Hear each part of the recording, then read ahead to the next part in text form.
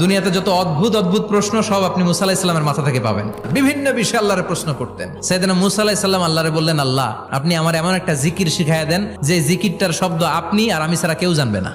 দিনে রাতে সব সময় এই জিকির আমি করব, আপনারে ডাকবো, কিন্তু শর্ত হলো এই জিকিরটা জানবে শুধু আপনি আর জানবো শুধু আমি। আল্লাহ বললেন, মুসা পড়ো লা ইলাহা ইল্লাল্লাহ।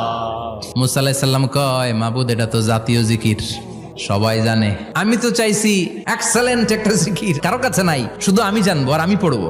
আল্লাহ বললেন, মুসা এই লা ইলাহাকে যদি এক পাল্লায় রেখে দাও, তাম বিশ্ব, 7 আকাশ 7 জমিনটারে তুলে যদি তুমি আরেক পাল্লায় রেখে দাও, লা রাজাহাত কাফাতু লা ইলাহা ইল্লাল্লাহ, মুহূর্তের মধ্যে লা ইলাহার পাল্লা ভারী হয়ে যাবে।